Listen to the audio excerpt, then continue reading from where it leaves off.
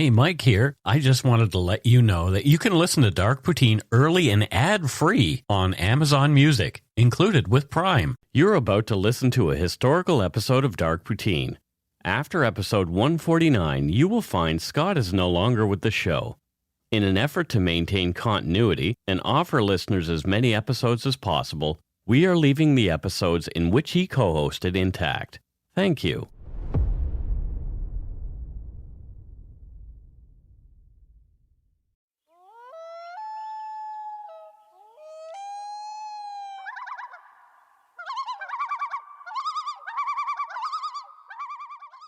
Oh, listen to those loons, Scott. Aren't they the most amazing thing? Caw-caw, caw-caw. They don't make that sound. Sure. Yeah. Quacky loons. I know my fowls. Yep. I did get to spend some time with the local peacock. Oh, did you? Yep. Yeah, he was kicking about today. There you go. Yeah. Charming fella. Girl. Girl. Sure. Welcome to Dark Poutine. I'm Mike Brown, creator and host. With me, as usual, is my good friend, co-host, and lover of peahens, Scott Hemingway. Hey, everybody. What's not to love about them? They are very henny. That's a bad thing? I don't know. No, I say not. Dark Poutine is not for the faint of heart or squeamish, especially this episode, as our content contains mature themes, and immature themes, harsh language, and graphic descriptions of violent crimes. Listener discretion is strongly advised. We're not experts on any of the topics we present, nor are we professional journalists. We're just two regular Canadians interested in crime and the darker side of history. And the darker side of other things. The moon. Yeah, all right. Exactly. Let's get to it. Put on your toque, grab yourself a double-double, and a Nanaimo bar. It's time to scarf down some Dark Poutine.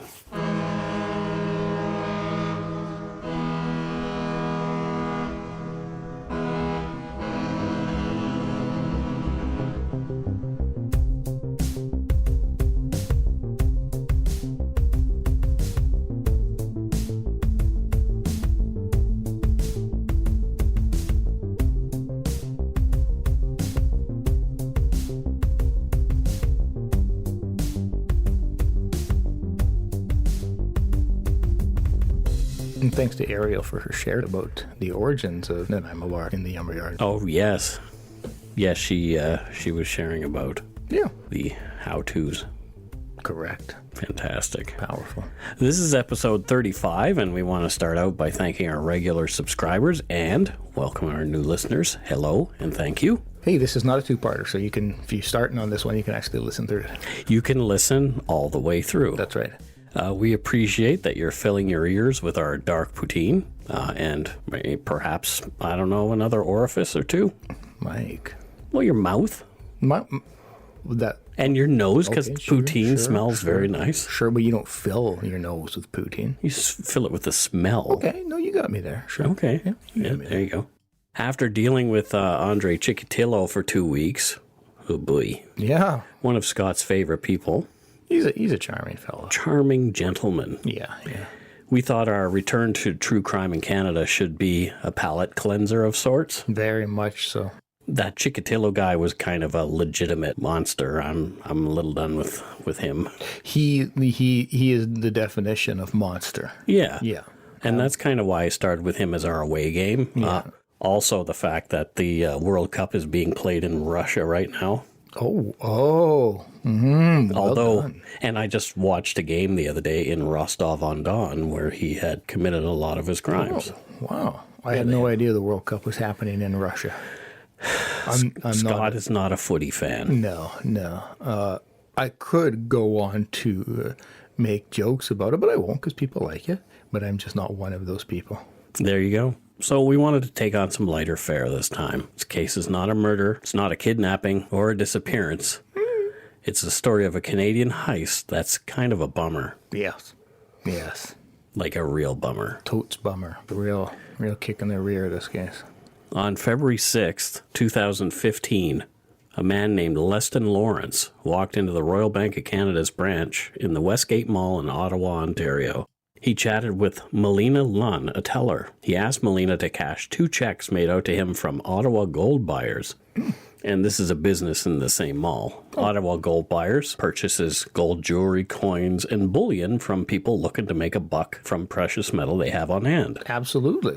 I've never hawked gold, but I do know of these stores. Carol has hawked some of her gold that she received when she was in Saudi Arabia, and we got a pretty penny for it. Sweet. It all went to paying down credit at the time.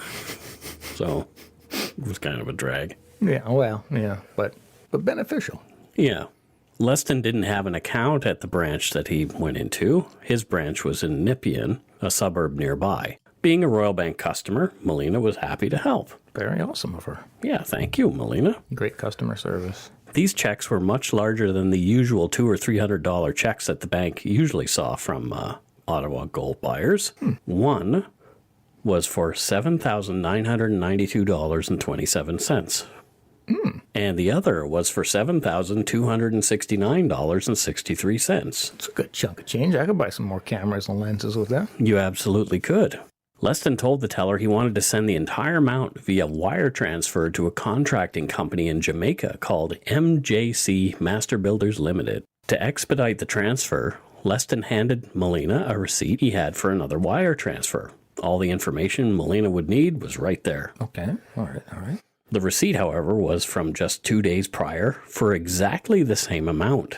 Okay, that's getting interesting here. Must be exchanging a lot of gold. Yeah, that's $30,000 worth of gold. In a few days. In a few days. Yeah. I'm assuming that's just not a necklace and earrings. No. Melina asked Lawrence what he'd sold at Ottawa Gold Buyers. There we go. Of course, she's going to ask that. Just curious, right? Well, absolutely. Doing her due diligence in her role as well. Yeah. He said gold nuggets. But as soon as he said the words, he started to look nervous. Uh-oh. I guess maybe he's a panhandler, Mike? Melina continued processing the transactions, but kept an eye on her customer, who was looking more and more agitated by the moment. Yeah, nothing makes a situation more suspicious than somebody kind of being antsy. Antsy, lots of money, and antsiness do not go hand in hand in a bank. Typically not. It's typically, Nick, you're showing, I don't usually do this. I'm not used to money. Yeah. Melina asked why Leston wanted to transfer the same amount only 2 days later. She thought perhaps the earlier one had failed. That's a safe assumption on that. This is good. I like Melina. Yeah. Leston said no, it had gone through. He then said the money was for helping his parents to rebuild their house in Jamaica. Oh, okay. Well, there you go. That's a good explanation. Nice guy. Yeah. Panhandling in the mountains for gold and then sending the benefits $30,000 to the family. Yeah. In Jamaica. That's very, very kind. In the gold hills of Ottawa. Yeah. Exactly. It's rich veins of gold up there. Absolutely. Yeah. I'm sure maybe some of the older senators' teeths in the upper house might have gold in their fillings. Come on, Mount Ottawa. Right. It's very famous for its gold. Parliament Hill. Sure. Have you ever been to Ottawa? No, I've been to Calgary, Winnipeg, Edmonton, and Vegas and New Jersey. I will be able to say I will have been in Ottawa very soon. As the wire transfer was for an amount that Melina was not authorized for, she needed a supervisor's help. You got protocols. Yep. Leston Lawrence looked frustrated, and he was in a hurry to leave. Melina's supervisor helped her with the transfer. She handed the receipt for the wire transfer to Leston Lawrence, and he left the branch quickly. Oh. So there you go. He's gone. Something strange that Melina Lund had noticed while she was dealing with Leston Lawrence's account that day. According to his records, he worked for the Royal Canadian Mint. Oh, plot twist. Yeah. The Royal Canadian Mint is a crown corporation responsible for the minting of Canadian coins, the change in your pocket, loonies, toonies, quarters, dimes, and nickels. Mm-hmm. And they also make coins for other countries and fancy collector coins and things like that. Oh, okay. I didn't know they made coins for other countries. Absolutely, they do. Yeah, like I believe Bermuda and places like that. Of course. From Wikipedia, the Mint produces all Canada's circulation coins and manufactures circulation coins on behalf of other nations. The Mint also designs and manufactures precious and base metal collector coins, gold, silver, palladium, and platinum bullion coins, medals, as well as medallions and tokens. It further offers gold and silver for refinery and assay services. I do not know what assay is. Well, they assay your precious metals to determine what purity they are and what Gotcha. they're worth. Okay. Well, just a coincidence that he works there. Having a mint employee moving so much cash connected to private gold sales was definitely a red flag not lost on Melina Lunn and her supervisor. The RCMP were contacted that afternoon and told about Leston Lawrence and his multiple transactions and his odd behavior at the bank. RCMP began surveillance of Leston Lawrence right away. Wow, they're not messing around with gold, are they? Well, it is the Canadian Mint after all. Yeah. On March 9th, 2015, RCMP undercover operatives saw Leston Lawrence going into Ottawa gold buyers' offices in the Westgate Mall. He left 10 to 15 minutes later. RCMP entered the business a short time later and identified themselves. Hi, I think the conversation probably went, hello, a gentleman was just in here. What did he do? Yep. Leston had just sold a 24-karat gold puck for $7,966.27. Police seized the puck, along with a copy of the invoice for the transaction that had just taken place between Ottawa gold buyers and Leston Lawrence. This indicated Leston Lawrence had sold a gold nugget weighing 219.72 grams. That's about 7.5 ounces of nearly pure gold. And he got, for that, $7,586.93. And they even threw in a 5% customer satisfaction bonus. Okay. He was a good customer, after all. He'd been bringing them gold for quite some time. Oh, okay. Well, I get you. The police seized Ottawa gold buyers' records of all of Lawrence's other dealings with them. Between November of 2014 and March of 2015, records showed that on 18 different occasions, Leston Lawrence had sold a total of nearly 4 kilograms of gold. Wow. To the Ottawa gold buyers for $132,172.46. Oh, that's a good chunk of change. That is a pretty darn good chunk of change. Yeah. Leston had also sold gold coins and wafers to Ottawa gold buyers in the same period for another total of $13,563.87. So he's getting close to 150 G's. Yep, pretty darn close. Yeah. Police obtained a search warrant for a safety deposit box that Leston Lawrence had at his home RBC branch in Nepean. There, they found 4 more gold pucks matching the other they'd seized from Ottawa gold buyers, all the same size. The pucks were tested and proved to be 99.5% pure, and having been subjected to the same chemical refinement process that took place at the Royal Canadian Mint. Oh, interesting that they can Absolutely. ascertain that. It's chemistry. You mean voodoo. This brought the total value of the pucks to $165,451.14. In converted to American, that's $32. That's about $35. Yeah. No, it's probably like what, 130 American? Depending on the exchange rate, it'd be about 130 to could even be as high as 150, but Well, not lately. right. The police seized a dip ladle from the Royal Canadian Mint, and it fit the 5 pucks perfectly. Much like the rifling in a bullet, the ridges on the pucks also matched the custom ladles. Oh, interesting. Right? Very right. It's fascinating. Leston Lawrence had been in possession of almost 5 kilos of gold in total, a whopping sum for any private citizen. Yeah, I would bet. So 5 kilograms of gold is about like 12 pounds? That's a lot of gold. It might not be gigantic in size, but that's a lot of gold. That's well, clearly it's, over 150K. Yes. The Mint is known for its high security at both facilities in Ottawa and in Winnipeg. At the time, each facility had an armed security force responsible for access control, monitoring video surveillance inside and outside the facility, inspections of employees and outgoing garbage for gold via walk-through metal detectors and hand wands, escorts to the more secure parts of the facility, and monitoring shipments in and out of the Royal Canadian Mint, or RCM for short. Yeah, I would envision them to have this kind of security in there. For sure. If Leston Lawrence was smuggling gold out of the Mint, why hadn't it been detected before now? Maybe he's innocent, Mike. Maybe he is. Maybe this is all just a coincidence. It absolutely could be. Leston Lawrence started working at the Royal Canadian Mint at 320 Sussex Drive in Ottawa in 2008. The Mint building, declared a National Heritage Site in 1979, looks like a castle surrounded by a 10-foot-high spike-topped black wrought iron fence. Essentially, this is Canada's answer to the fabled Fort Knox in Kentucky. Yeah. What a mysterious place. Yeah. The first coins were stamped out at the Mint in 1908. Oh, wow. 3 years later, they began refining gold as well and are world-renowned today for their efficiency and accuracy in their processes.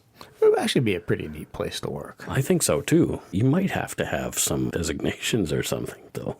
Like Mister? Like math. Yeah. At least grade 10. Fuck. I could, like... You could fake it. I could fake it. Sure. Yeah, exactly. When they ask me to do a basic equation, I'll, like, fake a heart attack or something. Sure.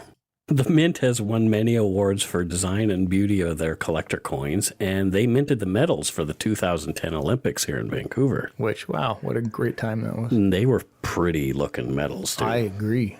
The Mint buys the gold they refine from 3 different sources. The first source is semi-refined ore from gold mines, which is usually about 40 and 60% gold. Okay. The second source of gold for the Mint is companies selling industrial gold scrap, like leftover gold from jewelry manufacturing and manufacturers of medical machinery, like MRIs and stuff like that. As well, remnants of gold sheets from coins that have been punched out. Okay. Finally, and most ironically, the third source is old jewelry and gold bullion coins, small bars and wafers from small businesses like Ottawa Gold Buyers, who buy from private citizens like Leston Lawrence. So interesting. They were buying gold from the Royal Canadian Mint to then sell back to the Royal Canadian Mint. Interesting. Well, we don't know that for sure. Maybe his parents have a gold mine in Jamaica. We'll go through the investigation. Sure. When Lawrence worked at the Mint as an operator and refiner, the process for gold refinement was roughly as follows. It's not super scientific. Get gold, refine gold. Essentially, There we go. I left out a lot of the very confusing different chemicals and things that they use because I thought, would I want to listen to a podcast about that? No. Oh, I'm sure there's like 7 people who would love it. 7.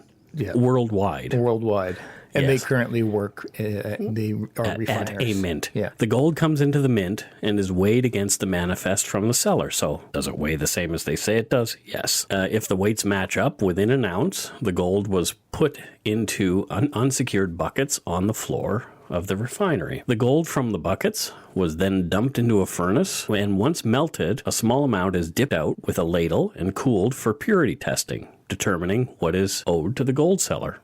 Okay. And this only has to be a very, very small amount. Mm-hmm. And after that, they put that gold back into the furnace again. I would imagine so. After that, the refinement process continues. More melting, more refining. Once the refiner feels the gold has reached a purity of 99.5%, another ladle dip is done. And this is called a large dip. Of course. The good old large dip. And these are the ladles that matched the pucks. This time, the sample commonly referred to as a puck is between 5 and 6, sometimes 7 ounces of near pure gold. Okay. The puck is tested in an XRF machine to ensure 99.5% purity, which, if not yet achieved, refinement continues. That's how I test all my pucks. Only with XRF machines. Well, an XRF machine, Scott, is called X-ray fluorescence technology. You don't have to tell me. It's a non-destructive way to test the purity of metals and elements from simple sodium all the way to uranium. Well, that's exactly why I only use that machine, Mike. It's non-destructive. I'm so glad. Yeah, it's like this with current technologies. Why use destructive? Yeah, I mean, jeez. I gotcha. Okay, I'm passionate about it. I can detect your passion about this particular subject. I don't goof around with XRF. These pucks are not marked, as they're meant to go directly back into the furnace in the same batch and remelted. Once the purity of 99.5% is reached, the molten gold is poured into forms, creating 110 to 120 ounce anodes, and they are taken on to the next stage that brings the gold purity up to 99.99% purity. It's a lot of percents. It is a lot of percents, like ivory soap. Yeah, I don't get the reference. Remember that commercial? It was 99.9% pure or something. Well, the soap was gold? Cool. I think the wash Great, that worked out well. Often, two people would be on the refinery floor during the process, but sometimes Leston Lawrence was left alone. When he worked as a refiner, part of his job was to test the pucks. And the pucks are these little chunks of gold shaped like, surprise, hockey pucks. It is Canada after all. And it's about 1 inch across and 3/4 of an inch high. Well, that's much smaller than I was picturing. Very tiny. Yeah, they're probably about just a little smaller than a golf ball. But I guess it's their purity that really makes them quite valuable. That's correct. But yeah, like think of that. Just about the size. It was like a thicker. Almost a golf ball. Yeah, I was going to say like a much thicker loonie. Yeah. Yeah, exactly. Yeah. Initial testing of the gold from the cellars is not 100% accurate, and the recipe was 8,000 ounces of 70% pure gold would make approximately 5,500 ounces of pure gold. The pucks used for testing in the second part of the process would present 0.1% of this number, which, due to inaccuracy of the first round of testing, might be expected to be lost during processing. So that's why the mint didn't know why it was going missing, because it's a tolerable variance. Yes, exactly. Wow. Scott just did, like, math. I'm not as dumb as I think I am. You said that. Did I? Maybe I am. So this is why the gold was going missing. Makes sense.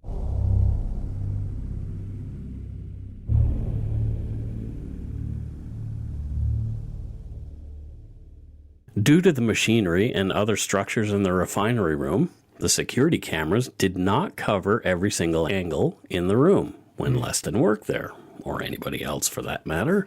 It was expected for him to momentarily disappear from camera at various points in his workflow. Oh, okay. Also, when removing a puck from the XRF machine and placing it back into the furnace, all anybody would have to do is turn their back to the camera to be unseen and slip a puck into the pocket of your work clothes. Yeah, okay. Yeah. The RCM is divided into two sides. One, where the work of the precious metal refinement and coin creation happens, is considered the secure side. Sure.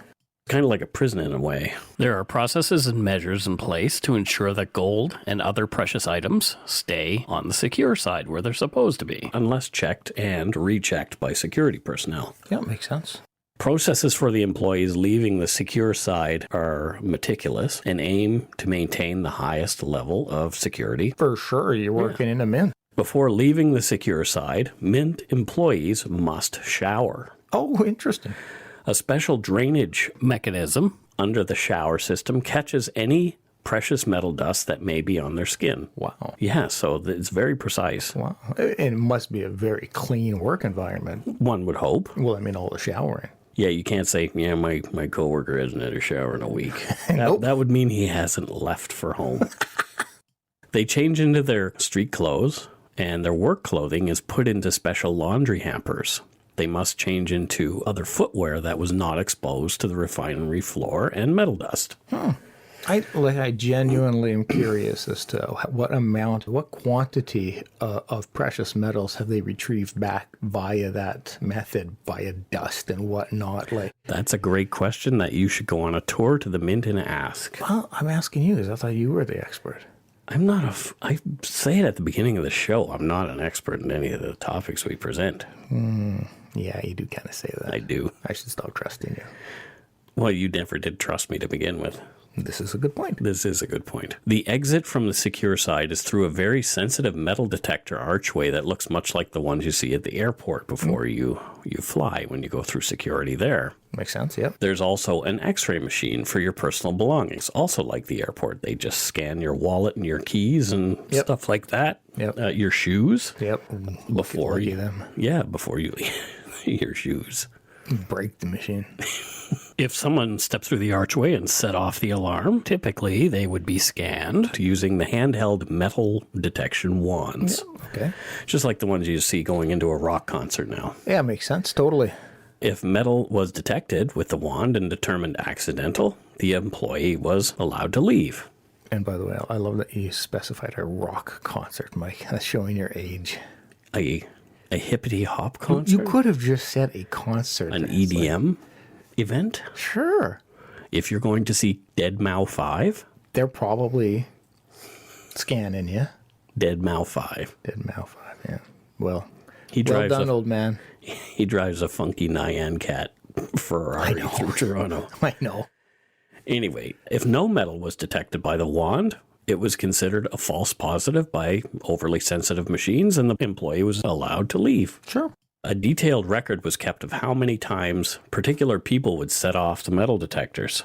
Leston Lawrence, it turns out, had set off the metal detectors more than any employee without a metal implant of some kind. Oh, okay. Yeah. Interesting. Indeed.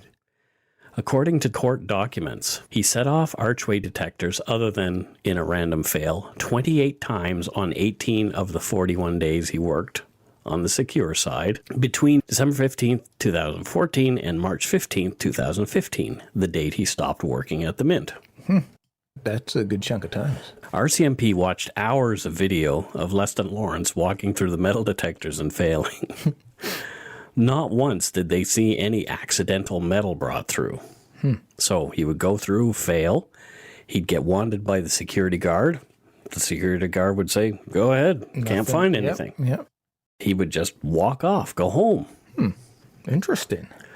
On March 12th, 2015, RCMP issued a search warrant for Leston Lawrence's locker on the secure side of the Mint. Okay, let's see what they find. Wonder why. Among various expected personal items, police found two interesting things. What would they be? One was a pair of latex gloves. Sure. Okay. And the other was a jar of Vaseline. Well, maybe like he needed them for medical reasons? Well, he claimed the Vaseline was for burns. I'm convinced. And, well, he works around molten metal, right? Exactly. However, there was no instances at all ever of anybody using Vaseline on a burn at the Mint. Whoa. Well, he's preparing hypotheticals. Just in case. Exactly. Possible outcomes. From this, the RCMP determined that Leston Lawrence had secreted at least 22 pucks of nearly pure gold out of the Royal Mint inside his rectum. Wait a minute. That's right. Wait a minute. Up his bum. All up in his business. Well, if it's true, I mean, he kind of earned the gold. Again, from court records, he clearly had the opportunity. The security cameras at the Mint would not have detected him putting a puck in his pocket after taking a sample from the cauldron. He often worked alone. There were no cameras in the locker room in the secure area. His locker contained Vaseline and latex gloves, which could have been used to insert a puck into his rectum. Mm-hmm.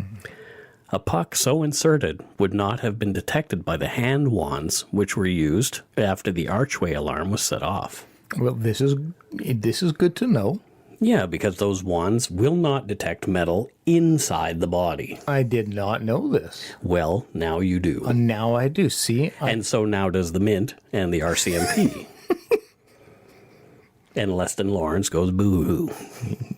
I bet. It was believed that the other corns and corns. it was believed that the other coins and wafers had also been stolen. Corns and wafers. Corns, I did say corns. And wafers. Leston Lawrence was fired from the Royal Canadian Mint on March 19th, 2015. So this is a fresh pretty fresh. Yeah, a couple of years. On January 25th, 2017, Leston Lawrence was found guilty of having stolen nearly $190,000 worth of gold from the Royal Canadian Mint. Geez, that's a lot of ass pucks. That's a lot of precious metal to shove through your leather Cheerio. Jesus, right? Jeez. The old turd cutter's getting a good workout. Turd cutter. Mm. I mean, that technically, it does do that. The Hershey Highway. Yeah, let's keep it going. I know. I told you this one was going to be immature. Poop. Probably lots of it. Yeah. I wonder if he had the smell of victory about him. Ayo. Well, we've learned a lot about the refining process, but I'd also love to learn a lot about the post-refining cleaning process. Yeah. It's probably just a tap. Use a tap to wash it off. But would he put like a strainer over the toilet and then poop on that. Oh, I don't think. Yeah, how did he get it out? That's what I'm saying. Because He's never admitted to this. Really? No. Because he clearly, like, it's up there. It's not like literally up there. It's not teetering on the edge. No, it's like up there. Yes. So, I mean, Yeah. Maybe it was digital manipulation? Or, well, he could have... I'm pretty sure it would have been analog. He could have squeezed tight. Well, I guess you're going to have to conduct some research, Mike. Well, I did. Oh. Just so you know. No, I didn't do anything. No, it was no actual...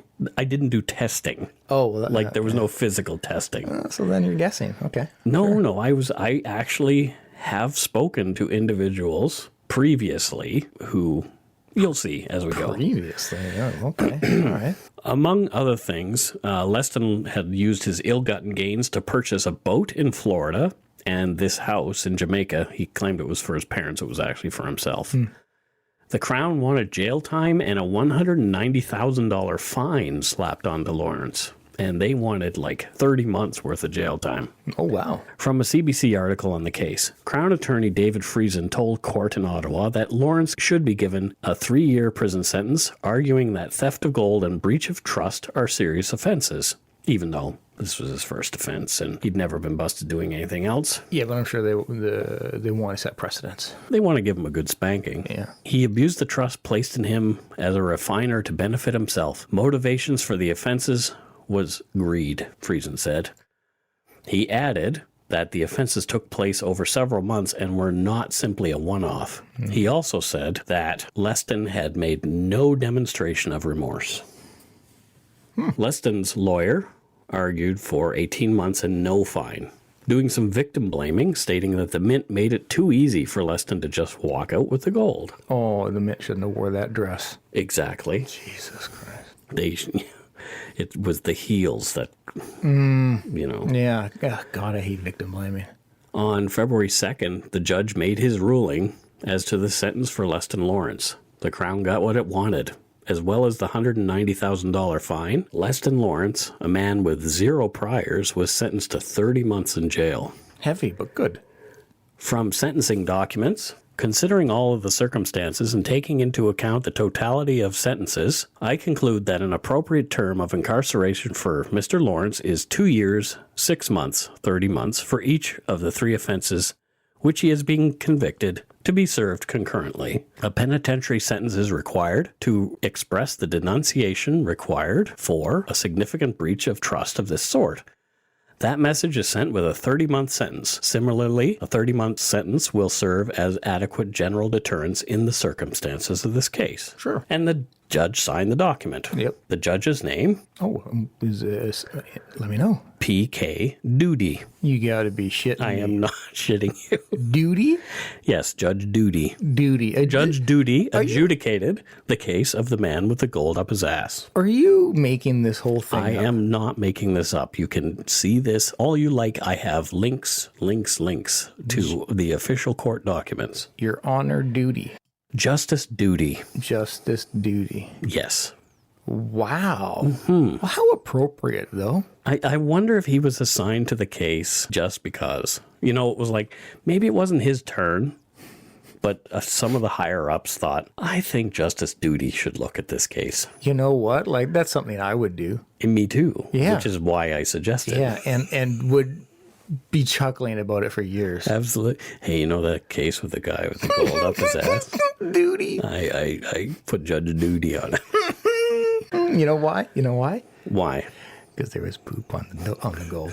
There were poo on the gold. It was poopy gold. Outside the courthouse, Leston Lawrence's lawyer spoke. What do you think about the decision today? You can see from this judge's sentencing decision and from his decision in the trial itself that he's very careful, very meticulous. There was a lot of detail in the decision today.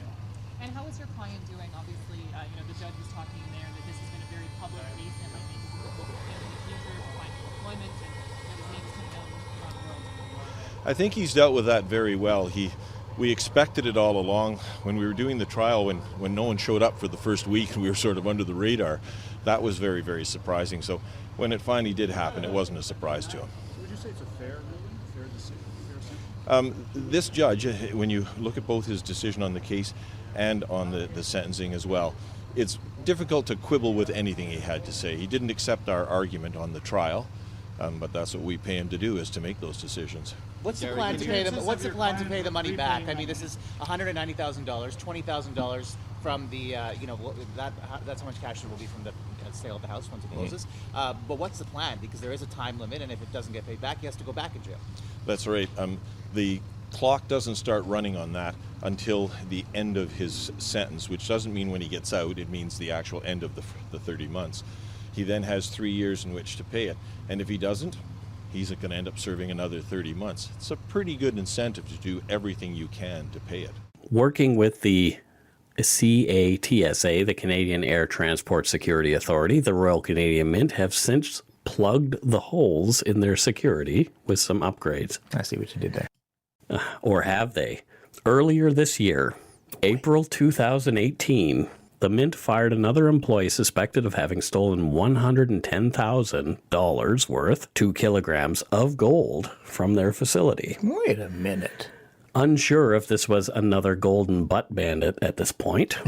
They refused to comment further as police are still investigating and charges are pending. Yeah, so for years, here's my research. Okay.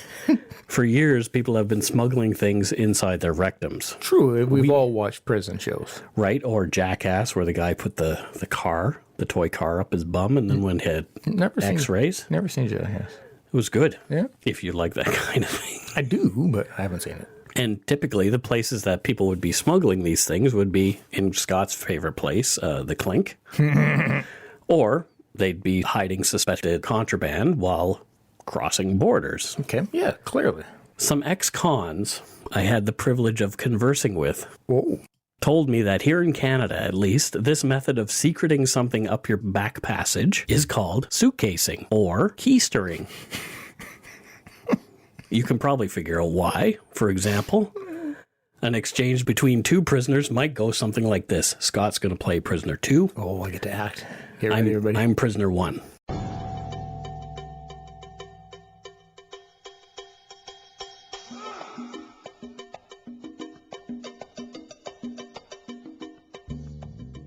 Hey man, want to go smoke some of my weed in the yard today? Where'd you get that? I bought it off Fat Tony. He suitcased it when he came in last week for taking off the heads of parking meters. No, thank you. I don't want any of your Fat Tony rusted balloon knot weed. Your loss, man. No. Well, you see, that's how it'll go. I'm putting that in my IMDb. It's got to be, yeah, Scott's an actor now. Yeah. As well as drugs and crossing borders and going into prisons, people have used their stinkwinker to smuggle all kinds of crazy things, including money, cell phones, and even a .38 caliber pistol. Yeah, I just don't get it. How the fuck? That's huge. Correct.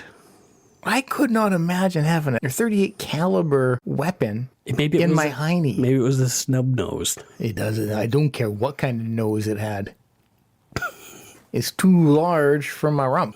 Like, seriously, how can any human put a cell phone in their ass? You're asking the wrong guy. If any of you out there listening have had a cell phone in your ass, please chime in. Yeah, feel free to send us email or just come on to the Umber Yard and talk to us about your experiences with keystering large objects. Yeah, I mean, there's no judgment, but we will laugh. Well, but with you, not at you. Yeah, I do not. Like a weapon isn't really tapered. I'm thinking logistics, Mike. Like hand grenade. Oh my!